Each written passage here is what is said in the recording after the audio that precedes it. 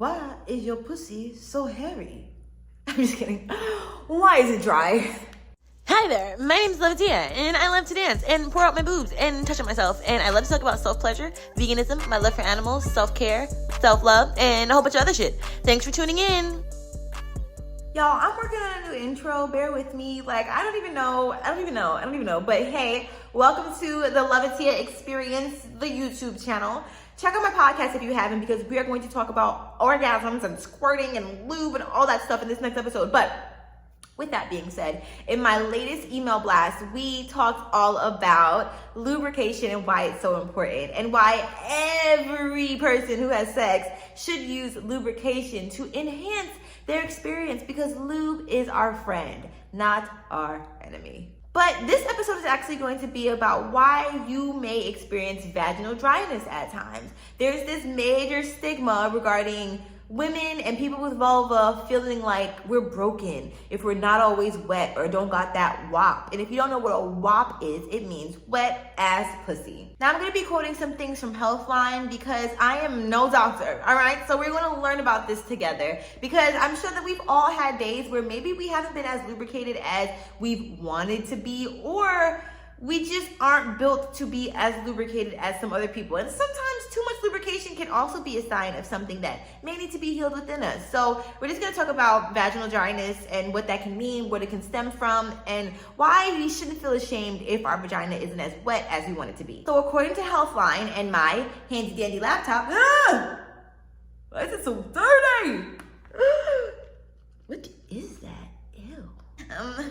Okay, so what are the effects of vaginal dryness? Vaginal dryness can cause discomfort in the vaginal and pelvic regions. Vaginal dryness can also cause burning, a loss of sex, pain with sexual intercourse, light bleeding following intercourse, soreness, urinary tract infections, UTIs that don't go away or that reoccur, vaginal itching or stinging. Now for the causes of vaginal dryness. It says falling estrogen levels are the chief cause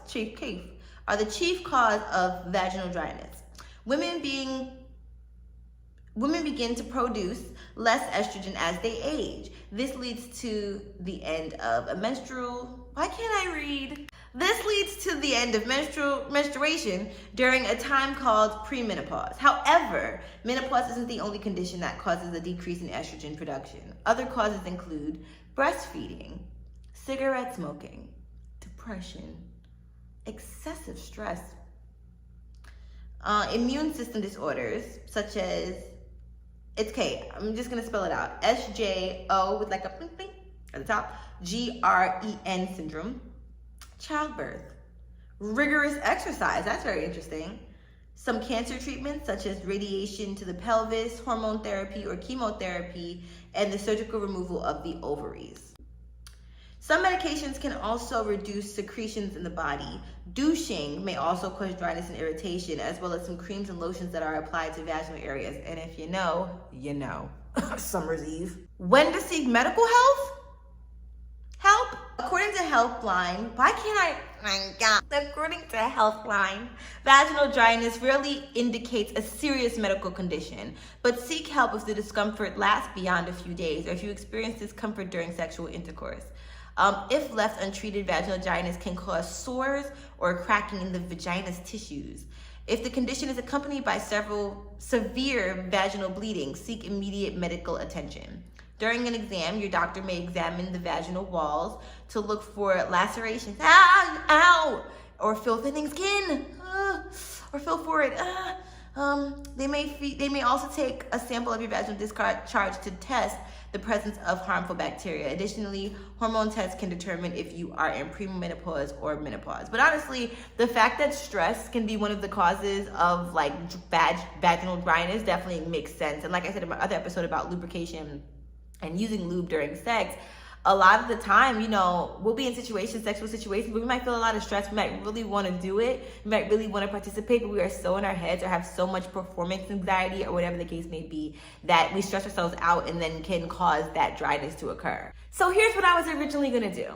I was originally going to tell y'all about some herbs that I have heard that are really, really good for vaginal wetness when it comes to secreting naturally if you feel as though you have some vaginal dryness that you would like to try to heal. Again, it doesn't mean that anything is wrong with you. It just means that something may just need a little extra attention. But there are some herbs that I've known of that can help you produce these secretions. But I don't like to recommend things that I haven't tried. And if I do recommend it, I'm very honest with you as to if I've tried it or not and if I've loved it or not. So what we're going to do is I'm going to pick 3 of the recommended options that they have or that I've researched that can help with vaginal wetness. I am going to take them myself, and then I'm going to let you know exactly how it goes over the next couple of weeks, I guess. So feel free to come back for the results. But the 3 herbs that I am going to take are, and I'll take them separately, so I guess I need some time. I'll give each one an individual review. The first one I'm going to try is sea buckthorn oil or buckhorn oil, and it says here, sea buckthorn oil or buckhorn oil can be another exceptional remedy for vaginal dryness. The oil is derived from an orange berry-like fruit that grows on the sea buckthorn or shrubs. It has long been used in Chinese medicine for beneficial effects. The oil is rich in omega-3 essential fats. These fats are an important structural part of the mucus. That's the word. That's not the word mucous membrane. And if it is, they definitely spelled mucus wrong. That lines the vaginal walls. You can apply the oil to regenerate these membranes to keep the vaginal tract well lubricated and healthy. A double-blind study involving postmenopausal women found that sea buckthorn oil intake can increase the vaginal mucous membrane's integrity, improving flexibility and natural lubrication. Do y'all feel like they were saying in like take it, digest it, or rub it? It was giving rub at first, but now I think take. I want to take it. So I'm gonna, I mean, that's good for your like hair growth and all that stuff. I have sea buckthorn oil in some of my self-care products, so we're gonna ingest it. The next one I'm going to try is flaxseed, because I am such a lover of flaxseed in general. And once again, this is just really good. If you mix flaxseed in like water and let it soak, it will bloom and it will kind of become a jelly consistency. So it makes sense how it can become a lubricant for your body.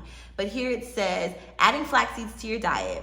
Flax seeds are derived from a plant known for its health benefits. It is an excellent source of omega-3 fatty acids and plant lignans. The chemical structure of the plant lignin compound is similar to the estradiol hormone. These compounds can have an, that's interesting, estrogenic effect. Lignans, I don't know why I feel like I have to say it like that, are pathogens that can bind to estrogen receptors in our bodies to increase the production of compounds that regulate natural estrogen levels. That's very interesting. Several studies have observed the beneficial effects of flax seeds. Thank y'all for being patient with me and my words today. On vaginal atrophy in menopausal women. I have a lot of women that are going through menopause in their life, so this is very helpful information, not only for me, but for them as well. So I'm excited for this study. A study found that flax seeds showed beneficial effects on hot flash frequency and intensity, which I experienced. It also showed estrogenic effects, showing promising signs of its effectiveness in addressing menopausal symptoms, including vaginal atrophy. Okay, guys, let me be honest with you. I finished this beer, and that's why I can't talk. All right, so if we're gonna be fucking honest, I'm a little tipsy right now. All right, last but not least, it's my least favorite, but I know that I need to take it regardless because this is gonna help my life so much. God. Apple cider vinegar. Another vaginal dryness remedy that is natural is apple cider vinegar, an excellent natural remedy for vaginal dryness since it has antifungal, antibacterial, anti-inflammatory properties that ease symptoms quickly. To use this remedy, mix 1 part apple cider vinegar with 10 parts water. See, that's the problem. I take too much apple cider vinegar and then it tastes like I'm eating butt. Oh, that's interesting.